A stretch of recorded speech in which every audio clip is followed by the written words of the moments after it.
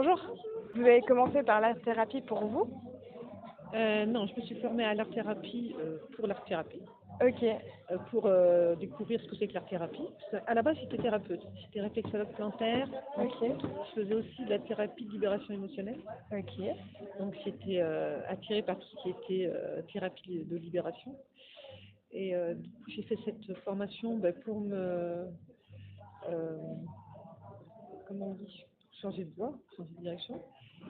Et en fait, de faire la formation d'art-thérapie, ça m'a ouvert mes capacités d'artiste. ok. Et c'est là que je me suis lancée en tant qu'artiste peintre. Et aujourd'hui, j'ai comme projet d'ouvrir mon cabinet d'art-thérapeute pour pratiquer finalement ce que j'ai appris dans la formation d'art-thérapie et en tant qu'artiste peintre. Ok. Voilà. Et est-ce que vous diriez que le fait d'avoir découvert votre âme d'artiste peintre, Oui. c'est surtout, c'est ma théorie, dites-moi si je me trompe, Oui. c'est surtout se reconnecter avec l'âme d'enfant. Ah ben évidemment. Évidemment, parce que finalement, nos talents artistiques, on les a enfants, puis pour mille et une raisons, on les refoule, on les met de côté. Petite, je dessinais beaucoup. J'ai mon père qui est artiste, j'ai deux frères artistes, donc je suis vraiment d'une famille d'artistes. Mais comme j'ai consacré une partie de ma vie à élever mes enfants, tout ça, c'était pas dans les projets, quoi. Ça a été mis de côté. C'était mis de côté. Et puis là, il s'est avéré que mes enfants étaient plus grands, que j'avais plus de temps. Et le fait de découvrir l'art thérapie, oui, m'a reconnecté à l'âme d'enfant et à mes talents, finalement, que j'ai mis du temps à accepter. Et même aujourd'hui, j'ai encore le syndrome de l'imposteur. Je me sens encore pas légitime en tant qu'artiste. D'accord. Dans le sens où pas légitime de mettre un prix élevé, par exemple, sur les tableaux. Les prix élevés, si, j'arrive à les mettre. Ok. Mais quand je me dis je suis artiste, j'ai l'impression que c'est comme si c'était une imposture, oui. Je n'avais pas le droit d'être. Je m'estime pas être une artiste parce que malheureusement, je me compare aux grands artistes et je me dis, eux, ils ont du talent, moi, j'en ai pas. Ah oui, mais si on compare, c'est plus vraiment de l'art, c'est Mais une compétition. Mais, mais oui, mais je suis un peu perfectionniste, je pense, à la base, et du coup, je voudrais que ça soit parfait ce que je fais, et c'est la problématique des vierges qui sont perfectionnistes, et du coup, ça me met une pression, et j'ai pas l'impression d'être une vraie artiste, en fait. C'est comme si je faisais du bricolage. Finalement, qu'est-ce qui sépare les vrais artistes, je mets des guillemets, Mais rien.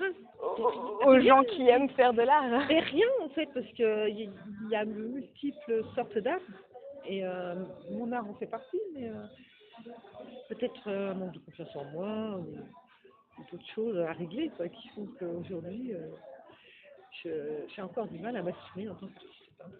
Parce que finalement, ce qui est important, c'est que ça nous plaise et que si les gens l'achètent, que ça leur plaise à eux. C'est ça.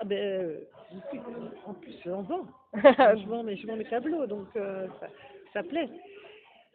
Et j'en vends pas assez pour le moment, mais je pense que tant que je ne reconnaîtrai pas profondément ma valeur, j'arriverai pas à en vendre vraiment. C'est sûr, si on les dénigre pour les vendre, c'est plus compliqué.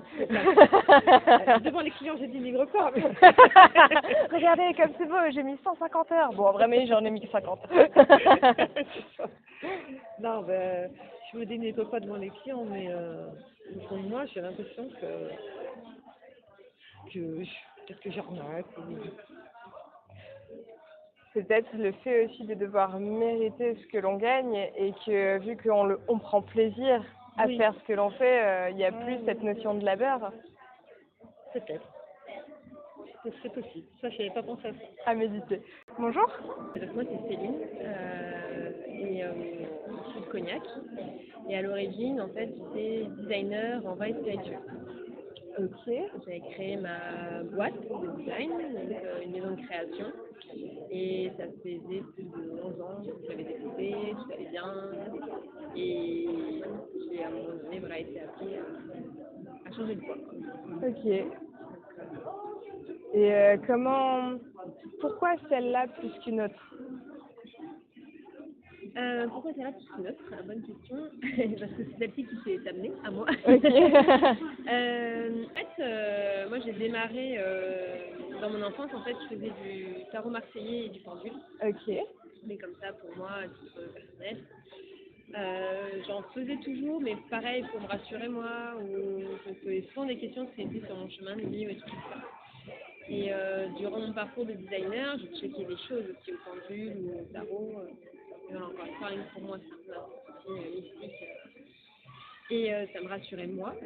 Et puis, quand on est à son compte, on travaille beaucoup sur soi finalement, sur le développement personnel. Et dans mes lectures, je lisais beaucoup de choses, soit sur la partie développement personnel, soit sur la partie holistique. Et dans mon parcours de vie, j'ai eu aussi des expériences avec le monde de l'invisible. Donc petit à petit, moi j'ai découvert que j'étais passeur d'âme. Donc déjà c'est quelque chose, quand ça vous arrive comme ça, vous n'y attendez pas et vous apprenez qu'il va falloir vivre avec quelque part. Enfin, surtout c'était vécu clairement comme ça, c'est-à-dire ok, comment je fais. Donc j'ai d'abord appris à appréhender un peu ce milieu-là. Et donc à partir de là, ça m'a ouvert sur des lectures un peu plus holistiques. Et jusqu'aux mémoires akashiques. Et lecture mémoire akashique, je suis tombée sur le livre de Don Ernesto Ortiz, qui est un Mexicain, et dans ce qu'il partageait dans ce livre, moi ça m'a transportée et à me dire, à compter vrai, je veux le voir. Et sur justement tout ce qu'on peut débloquer dans sa vie, comment on peut sortir d'addiction, de phobie, de peur, de croyances limitantes. Et du coup, je suis allée à sa rencontre et en vivant ce que j'ai pu vivre, en découvrant, en me connectant à l'énergie des mémoires akashiques, littéralement, ouais, ça a transformé ma vie. Et en fait, dans mes premières canalisations, ça a été de dire, ouais, petit à petit, tu vas progressivement devoir changer de métier. Progressivement, moi, le mot, c'est oui, progressivement, ouais, la retraite. Quand j'aurai presque plus d'énergie pour le faire. Voilà, que j'aurai tout le temps éventuellement. De là à te dire, je vais me montrer comme ça, voilà. Et le progressif, en fait, c'était sous 2 ans, quoi. Le progressif, pour moi, était rapide,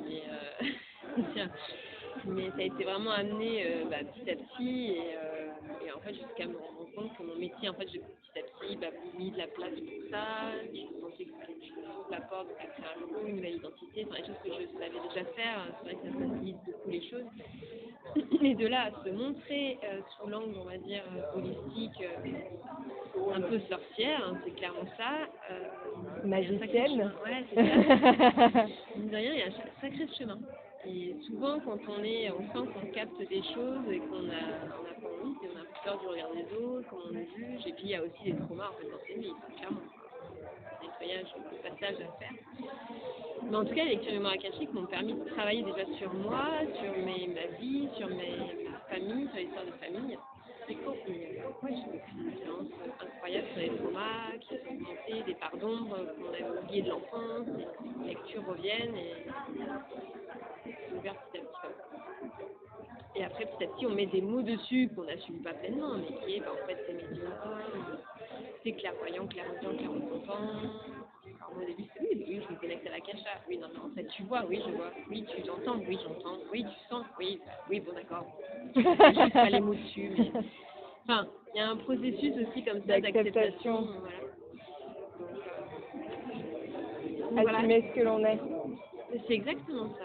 Assumer, en fait, une part de nous, une reconnexion, en fait, à soi, qu'on a oublié, dont on a peur, parce qu'on a peut-être eu des traumas à différents degrés. Ça peut être soit on a été empêché, bloqué, comme aussi on a pu faire des choses pas terribles, dont on a peur, qu'on n'a pas envie de recommencer parce qu'on connaît la punition quelque part à la fin. Dans les 2 variantes, il y a des choses à résoudre, des fois à régler en soi, pour se dire ok là, je suis alignée. Même moi j'ai eu besoin de parler, on va dire, à ma sorcière intérieure, elle me dit alors dans cette vie on ne va pas être brûlé, on ne sera pas torturé, ni pendu, ni décapité, ni enfermé. Normalement ça devrait être bon dans cette période-là de cette époque. on a encore beaucoup le jugement extérieur et je pense que c'est ça le plus dur de s'émanciper de ce jugement et de cette catégorisation permanente où on est obligé de se justifier d'exister et de mériter de vivre finalement. Exactement. Ouais. Parce que tout ça, tout cet immatériel, c'est pas quelque chose que l'on mérite, c'est quelque chose qui est et accepter le fait que on le ressent ou on le ressent moins ou beaucoup plus. Ah non mais clairement. Et après c'est par l'expérience que petit à petit on se découvre aussi et moi j'ai vécu des choses qui me forçaient à me dire ok je peux plus ignorer que ça existe. Et puis c'est surtout moi ce qui m'a le plus frappé c'est que mon métier de designer, j'étais passionnée par ça. Voilà, je regardais, j'analysais chaque bouteille, chaque carafe, pour après m'inspirer, créer une nouvelle étiquette, un nouveau logo, et tout comme ça. Là, petit à petit, devant mon écran d'ordinateur, je commençais ça allait pas, je me sentais pas bien, quoi. Je me disais, non, c'est pas quoi. Il y a une vraie qui se passe à l'intérieur qu'on ne maîtrise pas, et à dire, non, mais il faut changer, quoi. Il faut accepter maintenant la nouvelle voie qui s'ouvre et leur faire confiance là-haut quand ils te disent, il faut y aller. Après, moi, j'ai compris, moi, je crois qu'on a des signes de l'univers, et si on les entend pas, alors très bien, on ne pas les entendre. Mais ça va aller jusqu'au burn-out où, clairement, moi j'ai eu le message, tu vas faire quoi quand tu finis à l'hôpital? Tu vas vachement pouvoir avancer, travailler, voilà, c'est complètement bloqué, enfermé chez toi ou dans ton lit, et ça ne peut pas être... Donc à un moment donné, t'as les signes de l'univers, tu es en capacité ou pas de les entendre et de les voir, c'est autre chose. Mais si tu commences à les percevoir, c'est peut-être mieux de commencer à œuvrer dans le sens qu'on est en train de fortement t'indiquer. Parce que moi je crois qu'en effet, si on laisse les choses... si on attend que ça vienne, on va se prendre le mur. Si on laisse, pour moi, j'appelle que l'univers, on laisse l'univers choisir à notre place. À un moment donné, clairement, c'est le mur, c'est une expérience un peu forte et douloureuse. Donc, si on peut éviter cette phase. C'est parfois plus simple de sortir de notre zone de confort petit à petit que d'en sortir contrainte par l'univers, du coup. Je pense. Je pense. En tout cas, c'est moins douloureux. Oui. Donc, on dit, ok, regarde, tu mets un pas, regarde, tu fais un deuxième pas, j'avance. Non, mais je te montre que j'avance. C'est peut-être pas vite, mais j'avance. Du coup, finalement, savoir écouter l'univers, c'est aussi savoir donner de la légitimité à cette petite voix dans notre tête. Et je pense que ça, c'est le plus dur et en même temps le plus important. En capacité de l'écouter, ouais, et de se faire confiance. Ouais, la confiance. À son intuition. Okay. On l'a pas toujours et c'est vrai que c'est ça, ou aussi quand on est en chemin, moi maintenant, voilà, on va dire, j'ai plein de copines sorcières et on s'entraide, on se soutient et c'est vrai que c'est ça, pareil, quand on canalise au début, on se demande qu'est-ce qui se passe, c'est de se dire est-ce que c'est mon mental ou mon ego qui est en train de parler là, ou est-ce que vraiment c'est une canalisation réelle qui vient de l'univers et quand on se lance là-dedans avec plusieurs amis, on a des vérifications, d'autres, on se dit non, ok, j'ai ressenti, c'est bien là, c'est bien un message de l'univers qui vient, de mes guides, des êtres aimés, voilà. Mais c'est en ça où après, on apprend à se faire confiance. C'est un chemin. Merci de l'avoir fait. Ouais. Cours de respiration. Bonjour. C'est vous qui donnez le cours de respiration? Ah oui. D'accord. Je propose, c'est moi qui le fais. Comment en êtes-vous arrivé à proposer ce genre d'initiative? Moi-même, pendant plus de 10 ans, j'ai suivi des cours de respiration en conscience. Donc, c'est-à-dire que dans le cours, en fin de compte, on fait un mouvement et on accorde notre respiration sur le mouvement. C'est ce qu'on appelle de la respiration en conscience. Et ça permet déjà d'être à l'instant présent. Ça libère les peurs, ça libère le stress, ça libère beaucoup de choses. Ça travaille sur les muscles aussi, ça vous donne une amplitude musculaire, c'est de la détente, c'est un bien-être. Aussitôt, dès la première séance, de toute façon, les gens le ressentent. Qu'est-ce qui vous a amené à prendre des cours de respiration dans votre parcours personnel? À un moment donné, vu mon travail, je ne voyais plus faire de la gym ou autre activité qui était physique encore, mais j'avais un métier physique. C'est quoi comme métier? Pardon. Agroalimentaire. Ah oui, d'accord. C'est tout dit. Oui. Voilà, donc quand je finissais ma journée, me aller à des cours de gym et ainsi de suite, c'était encore faire un effort, c'était demander aux muscles encore de faire quelque chose. Et à un moment donné, je n'avais plus de bienfaits en fin de compte. Et puis je suis allée à ce cours-là de respiration et là, après, Ça a libéré. ça a libéré beaucoup de choses et c'est vrai que j'ai continué. Tous les ans, j'en faisais. Et puis là, il y a celui qui m'a appris à arrêter. Donc, ça a mûri. Et puis, je me suis dit, faut savoir prendre le relais. Voilà, faut savoir faire le relais. Je me sens prête. Et voilà. Maintenant, je me lance cette année à faire ça. Wow. C'est votre première année, du coup? En plus, oui. Ok. Beaucoup de joie? Ah ouais. J'adore ça, en fin de compte. Ça me permet de... Je sais pas, ça m'enrichit. Ça me fait énormément de bien parce qu'en fin de compte, je sais bien que je donne aux gens à ce moment-là. Ils n'en sont pas conscients, eux, à l'instant T, mais déjà à la fin de la séance, waouh! Il y a du calme qui se produit déjà. Voilà. C'est un cours où on baille, par exemple.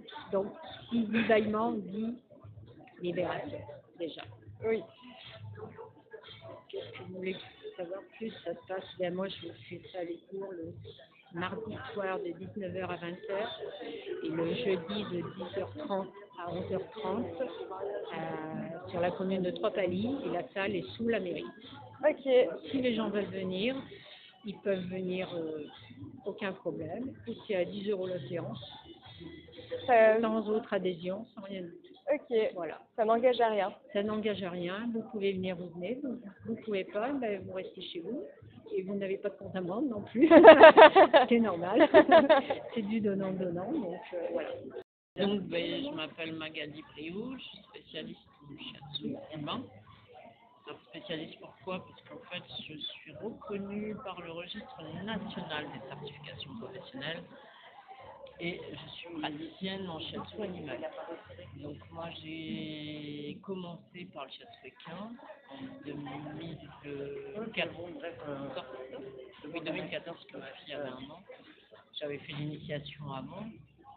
Pourquoi le shiatsu équin en fait? Pour refaire un retour au chevaux, puisque moi j'ai un BEPA hippique spécialisé en entraînement du cheval de spectacle.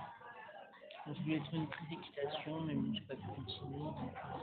Après, j'ai changé de voie, j'ai fait cuisine pour gagner ma vie, et puis là, j'ai fait un retour au chevaux avec le shiatsu. Ok. Et après, donc j'ai passé l'équin en 2016 et j'ai démarré sur la formation d'humain spécialiste en shiatsu sur 2 ans. Ok. Donc ensuite j'ai fait une formation animatrice endouine. Alors je pouvais être animatrice endouine avec le SPS, handicap professionnel de shiatsu. Sauf que vous manquez quelques outils en fait. J'avais fait une formation d'un week-end et je trouvais ça un peu brouillon, quoi. En fait j'ai fait une formation complémentaire avec un confrère de shiatsu qui animait la formation que j'ai passée pendant le confinement en 2020. Après, entre-temps, je me suis formée en shiatsu sur table parce que je me suis aperçue que le futon, pour les genoux, on vieillit et c'est pas... Donc du coup, je suis passée sur table shiatsu Flandel-Cray où j'ai 2 tabourets, comme ça je tourne autour. Je suis pas casside, mais voilà. Oui, confortable. Donc j'ai fait une formation pour traiter aussi spécialement les sciatiques, névralgies, voilà, tout ça. Ensuite, j'ai continué à faire des formations. Donc j'ai fait une formation reboutement, technique massage et soulagement l'année dernière avec Grégory Torchman et que maintenant j'inclus dans mon shiatsu. Okay. Parce que je ne fais pas que du shiatsu, en fait, je mets des techniques massage et soulagement et reboutement. Okay. Je remets aussi les nerfs en place. D'accord. Voilà. Les nerfs, ça souffle, je soigne les zonas. Et qu'est-ce qui a été l'énergie de lancement pour aller vers le shiatsu? Alors j'ai fait un retour par rapport au chevaux et sur l'humain, moi, mon corps à moi. D'accord. J'étais pleine de douleurs, j'avais fait un burn-out. Donc avec le shiatsu, j'ai trouvé que c'était un bel outil. Et le Douyin, c'est faire son auto-shiatsu, son auto-étirement. Ok, d'accord. Donc en fait, en pratiquant, on se soulage. Moi, je m'auto-soulage. Ok. Donc, je fais des échanges avec quelques thérapeutes, mais très peu quoi, en fait. D'accord. Et du coup, le 2-in, c'est finalement une sorte d'automassage? Auto-massage, auto-étirement, auto-shiatsu. Ok, d'accord. C'est moi qui montre ce que vous faites sur vous et c'est vous qui faites. Ok. Voilà. Donner les outils. C'est ça, aux gens, Ok. pour se sentir mieux. Waouh, c'est beau. Et là, l'idée, c'est plutôt ça, d'emmener toutes nos énergies, tout notre savoir-faire vers le public. Alors, c'est pour ça qu'on se dirige vers les groupes constitués, les associations, Ok. pour emmener ce qu'on sait faire. On est 4 praticiens autour de ça, et puis on essaye de créer des moments de bien-être. Ok, et vous pratiquez quoi du coup? Alors, moi, c'est le yoga. Donc vous, c'est le yoga. Voilà. Juste à côté, il y a Marie qui fait des bols. Ok. Ensemble. Et en face, il y a Nadine qui fait la partie naturopathie, massage. Ok. Voilà. D'accord. Et donc, on travaille ensemble. Alors, on travaille déjà ensemble depuis quelques temps. Mais l'idée autour de ce nom, parce que l'association est fraîchement créée, Ok. l'idée autour de ce nom, c'est de se regrouper et que ce même nom soit une force pour aller Encore faire plus voir loin. un peu tout ça. Ok. Voilà, et proposer des sortes de packages de ces différentes pratiques. Ok. Et vous, comment vous êtes arrivé à... Vous êtes prof de yoga, du coup, si Ouais. je peux plaît. Comment vous êtes arrivé à devenir prof de yoga? Bonne question. Ça fait à peu près 35 ans que je fais du yoga. Et alors je suis prof de yoga depuis pas mal de temps maintenant, mais je veux dire que à un moment donné, j'ai toujours eu envie, je pense, de faire du yoga.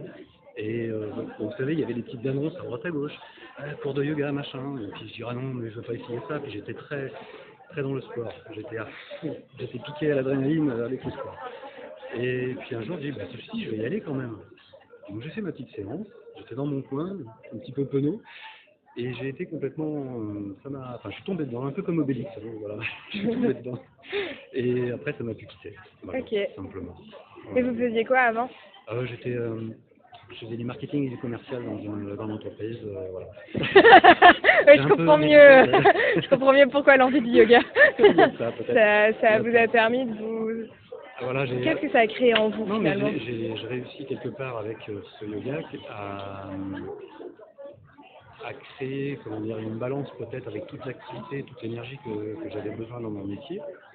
Même si le fait de donner des cours le soir, en plus de mon travail, me demandait de l'énergie, me demandait de l'investissement personnel, je pense que réellement, c'est ce qui me faisait tenir quelque part.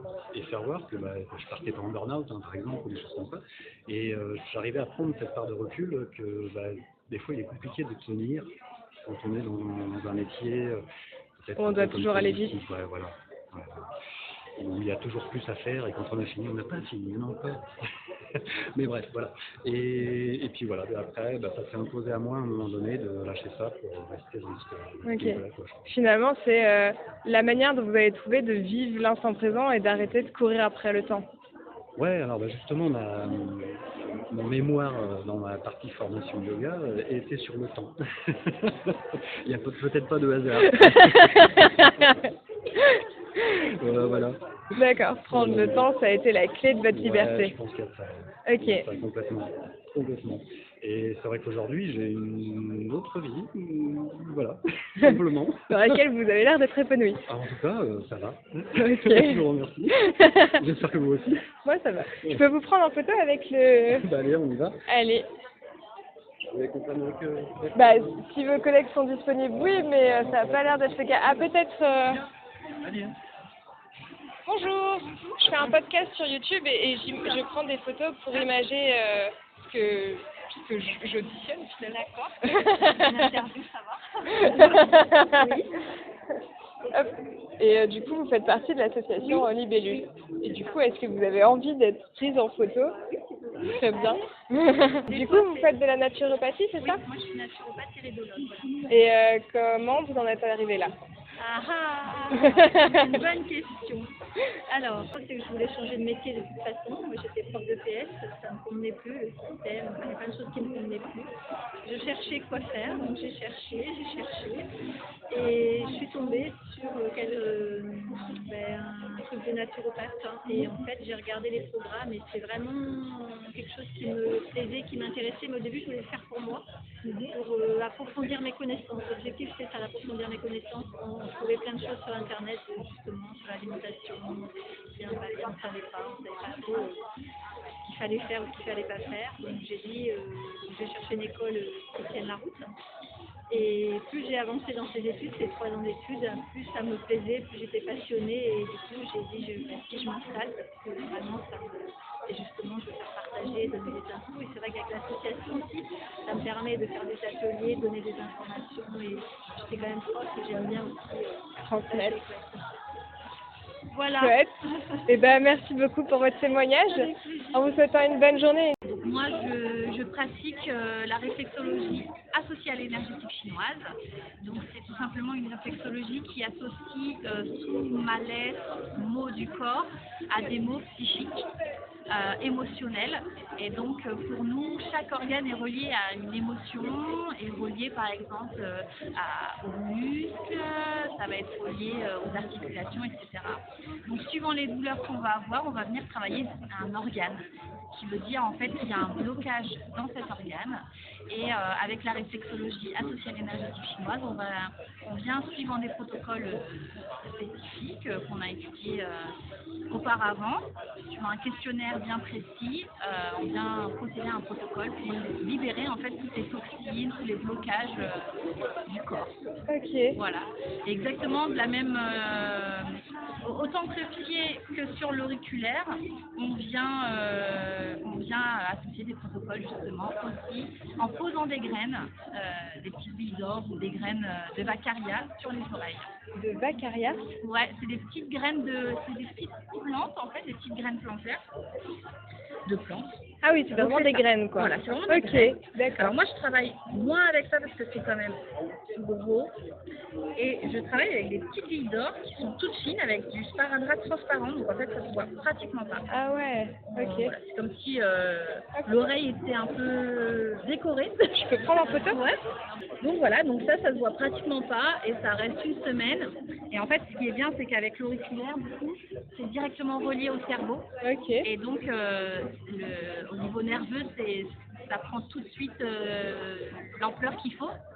Et comme les graines sont là pendant environ une semaine, le travail se fait sur toute cette semaine-là en fait. Donc, le point est stimulé tous les jours en fait, par le client. Donc, voilà. Et pourquoi vous avez choisi ça? Enfin, qu'est-ce qui vous a amené à choisir ça? Alors j'étais déjà dans l'énergétique bien avant tout ça. Ok. Et j'étais ambulancière, donc dans le secteur du bien-être aussi, hein, oui, dans le soin. Partage, dans le soin. Et en fait, malheureusement, je suis tombée inapte suite à un accident de travail. Et là, qu'est-ce que je fais? Et en fait, j'avais que l'énergétique qui m'inspirait. Et je me suis dit, qu'est-ce que je peux faire d'autre en plus de mes soins que je propose au quotidien. Et donc, la réflexologie est venue à moi tout de suite. Donc, j'ai fait 14 mois de formation avec l'énergétique chinoise. Et me voilà. Voilà, tout simplement. Okay. Donc après, je propose des massages ancestrales au 7 volts tibétain. Okay.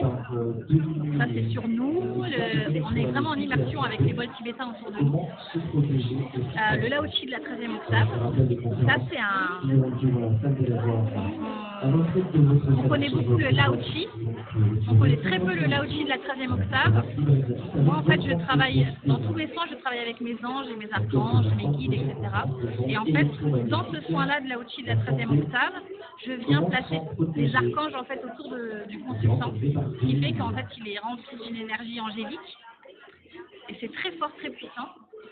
Avec je propose aussi donc le massage thaïlandais où j'ai directement été en Thaïlande prendre cette formation, les lectures akashiques et la carte mentale, anesthésie. Et puis du coup, je trouvais que tout se complétait en fait et tout s'harmonisait vraiment en complète harmonie.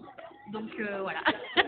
Donc voilà. Maintenant la vie n'est que belle. Voilà, exactement. Tout est énergie, tout est un, voilà, c'est parfait. Bonjour. Bonjour. Eh bien, moi, je propose des accompagnements pour les personnes hypersensibles et au potentiel. Puisque l'hypersensibilité va souvent de pair avec un haut potentiel intellectuel, ou en tout cas des personnes qui aiment comprendre, qui aiment apprendre, qui sont très curieux, etc. Et j'accompagne en fait toutes ces personnes-là surtout pour faire une meilleure connaissance de soi. C'est à partir du moment où on sait comment on fonctionne, on se connaît mieux, on arrive à faire aussi les meilleurs choix dans sa vie et on arrive aussi à construire sa vie de manière vraiment en adéquation avec cette écologie-là. Donc ça me tient à cœur. Et effectivement, il y a beaucoup de personnes hypersensibles qui viennent me voir parce qu'elles se sentent submergées par leurs émotions, par leurs sensations, et que c'est plutôt très inconfortable souvent. Souvent ce qu'on dit, et ce qui me fend le cœur à chaque fois, c'est que en fait, je me sens complètement décalée, je me sens presque folle ou fou, et je suis pas faite pour ce monde-là. Enfin, il y a quelque chose de cet ordre-là. Je suis pas normale, alors qu'en fait, quand on voit aussi le cadeau d'hypersensibilité, forcément le regard change, et puis surtout on a un potentiel qui arrive à grandir et à s'élargir. Ça, il n'y a rien de plus pour ça.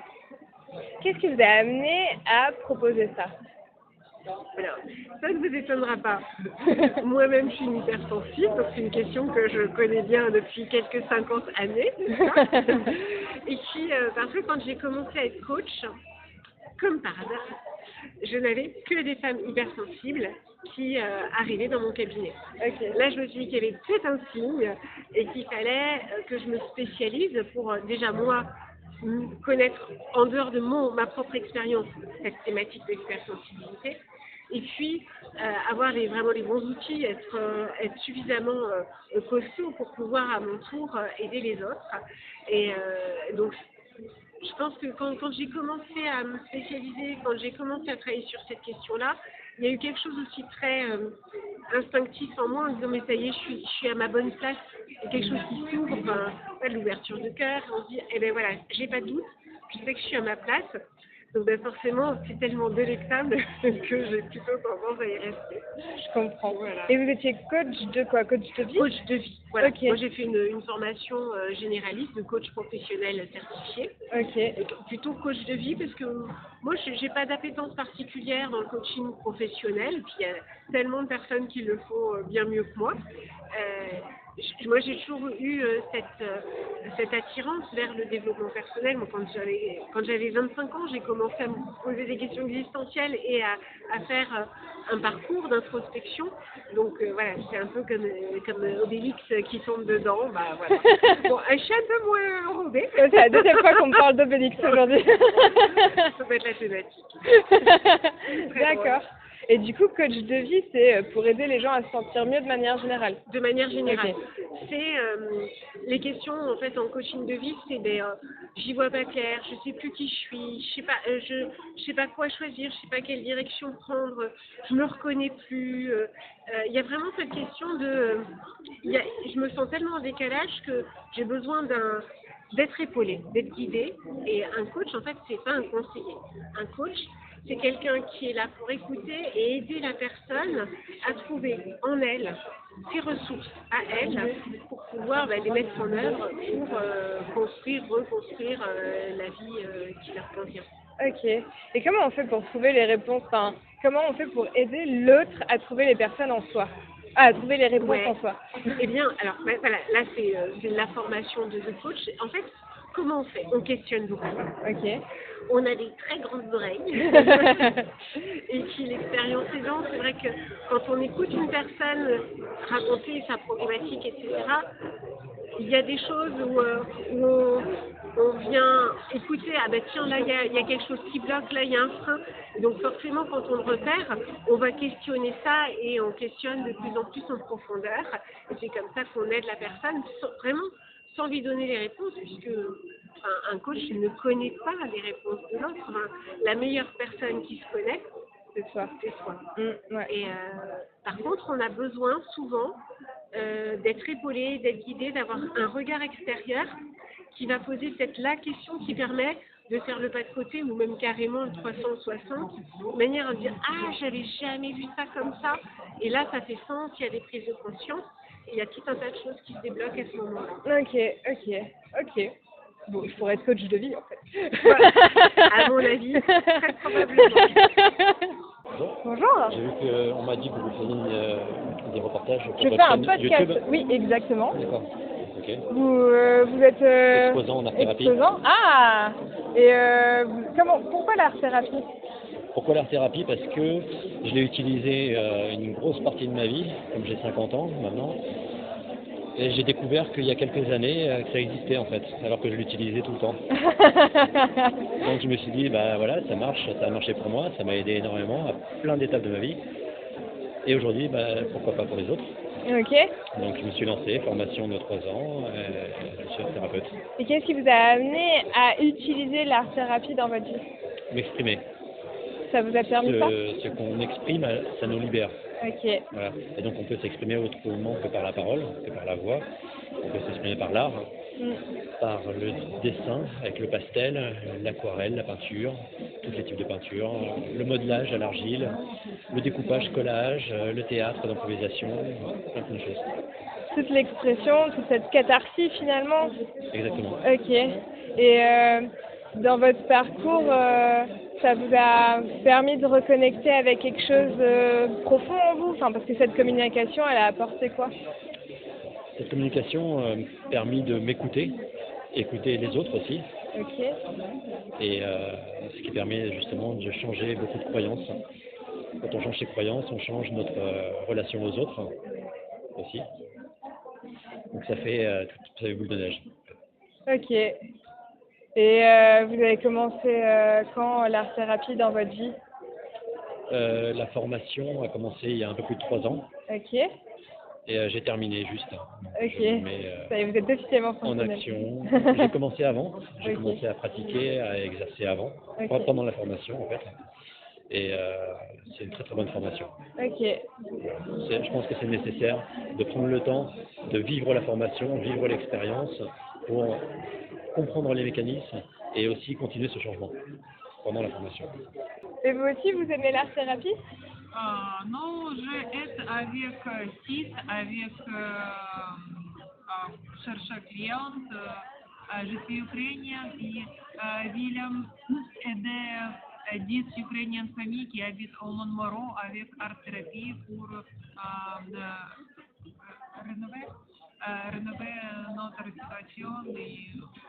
Ok, oui, donc ça va même au-delà du développement personnel. Pour nous, oui. Okay. Améliorer la situation, parce que en l'occurrence, pour les groupes ukrainiens, ce sont généralement des femmes et des enfants qui sont partis, qui ont quitté, qui ont fui la guerre, l'invasion.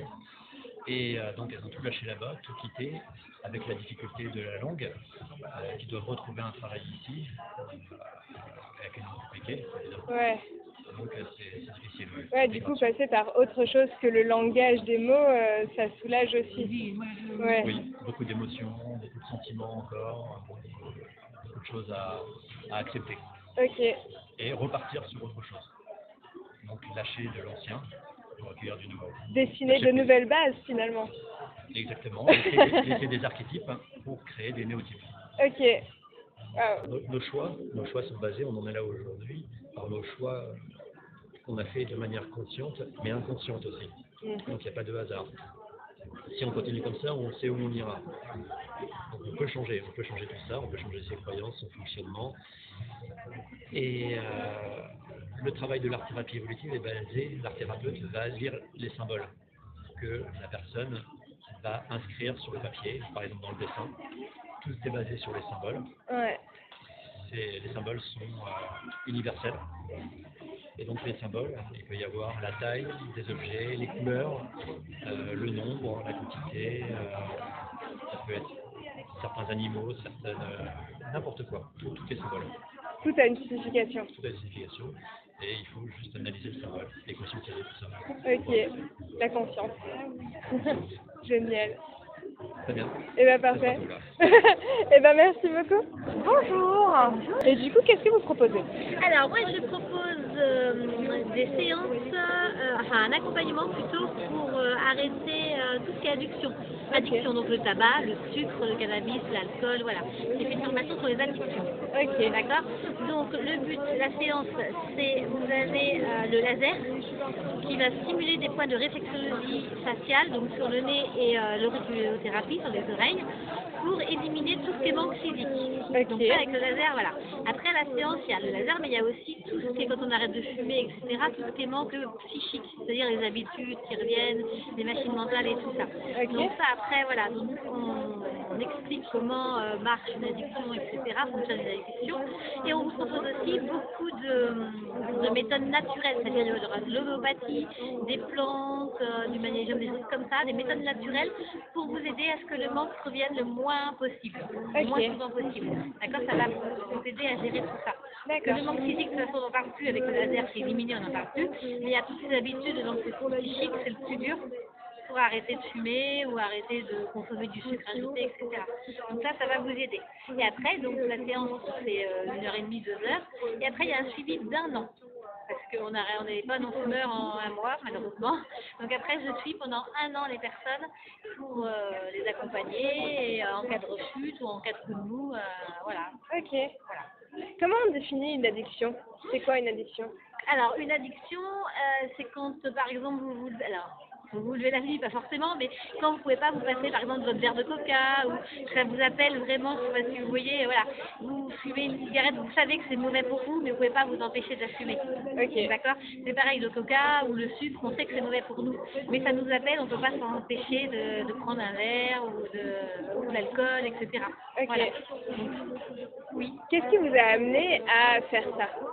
Alors moi j'ai fait ça pour sauver mon mari, entre guillemets. Mon mari était fumeur depuis des années et ne voulait pas arrêter. Lui, il ne voulait même pas arrêter. Et puis je me dis, ouais, on arrive à la cinquantaine, va falloir vraiment arrêter. Ma sœur a fait un cancer du poumon. Alors sans être fumeuse, hein, c'était autre chose, voilà. Mais voilà, je me suis confrontée au cancer du poumon. J'ai vu ce que c'était les hôpitaux et les machins, je me suis dit c'est pas possible.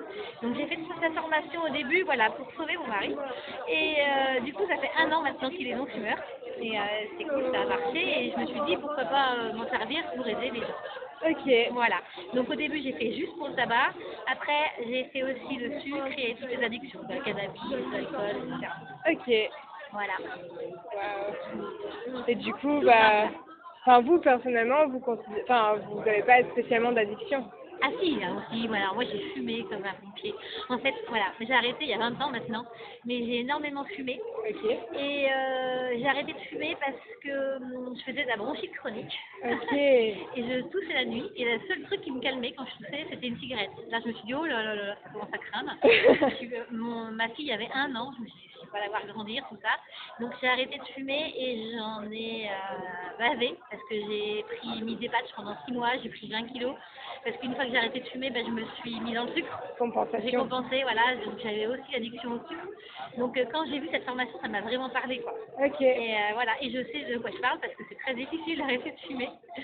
Ouais, et je dis toujours, j'en ai chié pendant 5 ans parce que ça revient, les manques et tout ça. Et puis, mais bon, après, ça revient plus du tout. Mais pendant 5 ans, je me dis, des fois, j'avais vraiment une grosse envie de fumer. Ok. Et ça a été très dur pour moi. Et quand j'ai vu ça, déjà, c'était pour aider mon mari. Et puis, ça me parlait aussi. Je me suis dit, pourquoi et ma plus grande satisfaction, c'est quand les gens me disent, tout compte, c'est pas si dur que ça. Ouais, parce que c'est pas le but de souffrir. Non. On peut arrêter de fumer sans souffrir. Oui. Ouais. Mais le fait d'être accompagné, ça aide. Ouais, ça aide. Ça rend les choses plus Ouais, faciles. ouais, franchement. Puis le but, c'est de pas souffrir, que ça soit pas trop dur. Parce que si c'est dur, vous tenez pas. C'est vrai. Hein. Oui. Ouais. Oui. Souvent, la destruction, elle existe par compensation déjà d'autres choses. Voilà. Et surtout, ne pas. Alors, ce qui est très, très mauvaise idée, c'est la vapote. Ok. Si on arrête de fumer et qu'on se met à vapoter, bah après on a accro à la vapote et c'est pire parce que la vapote on l'a toute la journée et ne pas non plus tomber dans l'addiction au sucre ou à l'alcool ou autre chose. Quoi. Ouais, mais le sucre c'est une grosse drogue quand même. C'est pire. Alors moi j'ai toujours dit, parce que du coup une fois que j'ai arrêté de fumer, j'étais dans le sucre, j'ai pris 20 kilos, j'ai toujours dit c'est plus dur que la cigarette, mais c'est vrai. Ouais, je veux bien croire. Ouais. Parce qu'en plus elle est beaucoup plus accessible. Oui, voilà. Et puis il y en a partout, c'est caché. Et alors quand je fais un sevrage tabagique, c'est une séance et puis un accompagnement d'un an. Mais le sucre, il faut au moins 3 séances et après je leur dis si vous avez besoin, parce qu'on a arrêté le sucre, c'est super. On part en vacances, on mange un truc, deux trucs et après ça revient tout. Ouais. Donc voilà, et on recommence et voilà. Et donc j'accompagne vraiment les gens. Voilà, Ok. le but c'est vraiment de se sentir mieux et d'aller jusqu'au bout quoi. Bah ouais, surtout ça. Voilà, ouais. Et de gérer aussi les rechutes, parce que souvent on arrête de fumer, et 3 ans, 2 ans, 3 ans, et on reprend. Ouais, Et ça, après, on apprend aussi à gérer les rechutes. Et tout le monde me dit, ah bah c'est repris bêtement. Bah ouais. C'est ça, c'est vrai. On prend toujours bêtement. Et gérer ce petit laps de temps, au bout de 3 ans, qui nous dit, tiens, pourquoi tu prendrais pas une cigarette? Ok, ouais, je vois. Bonjour, je fais un podcast sur YouTube. Est-ce que ça vous intéresserait de me raconter le pourquoi du comment de ici? Qu'est-ce qui vous a amené? Vous proposez des fleurs de bac, alors, c'est ça? oui, entre autres, en fait. Pourquoi les fleurs de bac? Parce que je suis très nature, produit naturel, en fait, et que je pense qu'il y a beaucoup de problèmes physiques qui sont liés à nos émotions. Alors, voilà, on en est sûr au jour d'aujourd'hui, que ce soit sur les humains ou sur les aliments. Donc voilà, régler les problèmes émotionnels afin de pouvoir soulager les problèmes physiques. Voilà, donc je fais les animaux, donc les chevaux, les chiens, les chats, les humains, les bébés. Moi je travaille avec les fleurs de l'Atlas qui sont sans alcool. Ok. Voilà, comme ça permet de pouvoir accompagner tout le monde. Et qu'est-ce qui vous a amené à faire ça? Alors, je suis toujours intéressée à du côté naturel et aider les autres, je crois que c'était ma fonction. Ok. C'est mon chemin de vie, en fait. Ok. Voilà. Ça a commencé comment? Ça a commencé dès l'adolescence, en fait, et puis après j'ai eu mes enfants, enfin j'ai eu une vie classique, et après, quand mes enfants étaient plus grands, je me suis dit, qu'est-ce que je veux réellement? Ce que je veux réellement, c'est accompagner les autres. Bonjour. Alors, qu'est-ce que vous proposez? Du feng shui et de la géobiologie. D'accord. Comment vous en êtes arrivé à proposer ça? Eh bien, parce que je me suis rendu compte qu'en fait, les lieux avaient un impact énorme sur nous, sur notre santé, sur notre activité, sur l'ensemble de notre quotidien. Et simplement, l'influence de l'eau sur nous va nous couper 30% de notre énergie. S'il y a une faille, c'est 50% de l'énergie. Donc après, on va être très fatigué. Et on va développer des problèmes au niveau des sommeils, des pathologies, des choses. Et souvent, on va chercher des causes extérieures alors que c'est simplement le lieu où on habite qui engendre ces problèmes. Ok. Donc c'est pour ça que j'ai voulu le développer. Je me suis intéressée à cette activité parce que j'ai été touchée moi-même par ça. Ok. Vous avez découvert que votre maison était sur une faille? J'ai découvert qu'il y avait de l'eau en dessous qui m'impactait énormément. L'espace de 2 mois où, quand j'ai emménagé après, ça a eu énormément d'impact sur mon sommeil, sur ma santé, mais aussi sur ma santé mentale. Je déprimais. Ok. Là où je me suis vraiment rendu compte que j'étais vraiment très très sensible à l'eau. Ok. On n'est pas tous égaux. Moi, j'y suis très sensible, d'autres peuvent être moyennement sensibles ou moins sensibles, mais on est tous sensibles à une échelle différente. C'est-à-dire que moi, ça m'a impacté rapidement, mais les autres n'auront pas forcément les mêmes symptômes, mais ils pourront être impactés au bout de quelques années. Et c'est là où c'est plus profond, parce qu'ils ne vont pas penser que ça peut venir de leur maison. Ok. Et quand on a une maison qui est qui est posée sur un lieu, comment on fait finalement? Eh bien, on fait appel à un géobiologue qui va neutraliser les influences, les énergies qui dérangent. Ok. Et comment ça peut se faire neutraliser ces influences? Ben là, c'est vraiment notre compétence à chacun Ok. de pouvoir le faire. Dans le ressenti, dans l'énergétique. Exactement. Ok. Et ça fait longtemps que vous pratiquez? Moi, ça fait 4 ans que je fais ça. Ok. J'ai une autre vie un peu plus... je vendais du vin avant, j'ai fait du vin, j'ai vendu du vin. Et maintenant, je travaille aussi d'ailleurs sur les vignes. Pour qu'elles poussent mieux? Pour qu'elles poussent mieux, pour que certaines maladies où on amenait beaucoup de produits et on n'arrivait pas à régler le problème, je pense à des carences, des choses comme ça, et bien derrière on a résolu le problème beaucoup plus facilement. Je travaille sur des truffières, sur des noisetiers. Ok. C'est très très intéressant. Ouais. Bonjour. Pour commencer, qu'est-ce que vous proposez? Moi, je suis naturopathe avec pratiqueur. Donc là, je me propose ici sur le salon, voilà, pour des rendez-vous de naturopathie. Dans un premier temps, j'explique ce que c'est la naturopathie.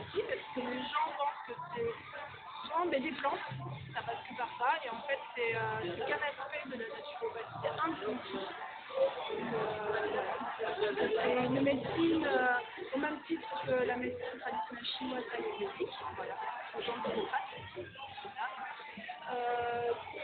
lors d'un rendez-vous qui dure environ 1h30, donc c'est une longue anamnèse, on va parler de leur mode de vie, l'hygiène de vie, l'alimentation, comment ils gèrent leur stress, donc le sommeil, la gestion des émotions, comment ils réagissent à ça. Moi, dans mon anamnèse, je vais voir quels émonctoires, donc ça c'est les organes qui s'occupent à éliminer les déchets du corps, qui fonctionnent bien, qui sont un peu paresseux, donc ça je vais en tenir compte dans mon bilan. Et en fonction de leur motif de consultation, de rendez-vous, je vais m'adapter en disant, ben là, il y aura besoin de l'hygiène de vie, il y a des choses à améliorer, il y aura toujours des choses à améliorer. Jamais frustrer les personnes, voilà. Moi, je ne suis pas dans l'extrémisme, voilà. Il faut rester voilà, très diversifié, mais quand même aider les personnes à s'améliorer, leur expliquer leur mode de vie et c'est pas forcément du bien, mais c'est ça qui est leur digestif, par exemple, expliquer le pourquoi du comment, donc il y a aussi un rôle vraiment de pédagogie. Il faut connaître en anatomie et en physiopathologie, avoir aussi des fois la clinique, faire un tour et dire bah là c'est mon rôle de naturopathe, là c'est plus mon rôle, aller voir un médecin. Voilà. Donc il faut rediriger les personnes, il ne faut pas hésiter. Et comment vous en êtes arrivé à pratiquer ou à vouloir apprendre en tout cas? Alors, je crois que j'ai un peu baigné dans tout ça depuis toute petite. Voilà, j'ai ma mère qui est professeure de yoga. Il y avait un mode de vie à la maison. Déjà, il y a déjà plus de 35 ans, on mangeait bio à la maison. Voilà. Donc, il y avait déjà l'utilisation des plantes, voilà, la respiration, le contact avec la nature aussi. Et au fur et à mesure de mes différents métiers, j'ai travaillé dans une fromagerie, j'ai travaillé dans l'immobilier, dans la location, donc là où vivent les gens.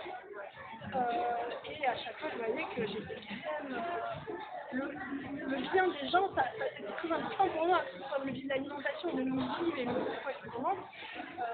J'avais besoin de ça. Et quand à un moment, j'aimerais bien aller plus loin dans ces compétences-là, je vais faire la naturopathie.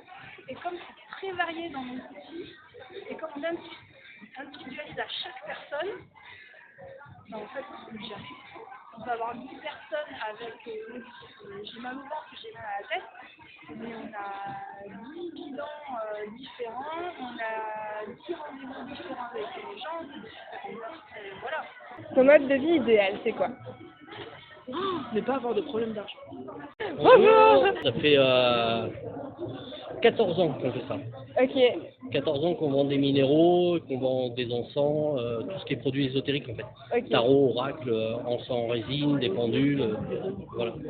Et en fait on s'y est mis parce qu'on nous avait fait un soin, on avait fait un soin aux minéraux à ma femme. Okay. Et elle a été attirée, donc du coup on a fait une formation minéraux et depuis on s'y intéresse et on vend des minéraux et on en apprend tous les jours en plus.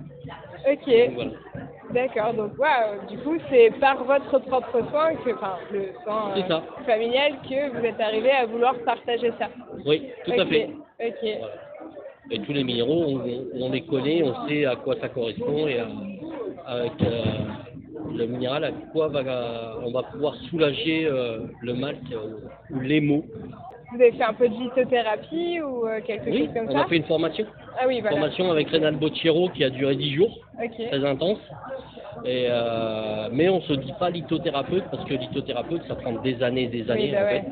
Mais on connaît les pierres, on sait lesquelles il faut conseiller. Ok, d'accord, très bien. Ça évite les médicaments, ça évite le stress inutile. En vrai, il y a une pierre pour chaque situation ou chaque émotion. Ok. Donc quand elle est trop forte et que par exemple j'arrive pas à la gérer, ben, je vais voir mon petit Ali. Et je dis papa, pourquoi? Non, en vrai c'est net. Ok. Les émotions, c'est pas le truc que je gère le mieux. Du coup, on va dire que quand j'ai des pierres, c'est. Ok, ça fait du bien. C'est mieux. Ok. Et ça canalise. Ok. Bonjour. Je suis Carole. J'ai créé Atman Résonance en fait. C'est un centre de bien-être que j'ai construit dans une yourte. Enfin, j'ai construit une yourte à la campagne et je propose des voyages sonores. On peut associer à la sonothérapie, mais moi je préfère parler de voyages sonores. Des ateliers de développement relationnel, des formations initiatiques et ésotériques, occultes, tirage de cartes, mais globalement, c'est surtout voilà, les trois prestations que j'ai citées au départ. Ok. Voilà. Et comment t'en es arrivé à proposer ça? À proposer ça alors, moi, j'étais dans ce milieu depuis enfant, donc j'ai toujours gravité dans ce milieu-là. Et je tire les cartes depuis 30 ans maintenant. Donc j'ai commencé, ça se voit pas, mais j'ai commencé très très jeune à tirer les cartes et au fur et à mesure j'ai voulu un peu comprendre ce que c'était en fait le tirage des cartes, d'où ça venait, si c'était quelque chose de paranormal, de magique, ou s'il y avait une explication rationnelle. Donc j'ai cheminé, je me suis énormément documentée, j'ai fait beaucoup de recherches, j'ai pas tout de suite trouvé les clés, je me suis associée aussi avec une médium. Avec qui j'ai pas mal travaillé pendant quelques années. J'ai assisté à ces ateliers de formation. J'ai aussi participé en tant qu'intervenante à ces ateliers par la suite. Et après, très naturellement, je me suis dit, bon là, il va falloir que voilà, avant j'étais dans le commerce.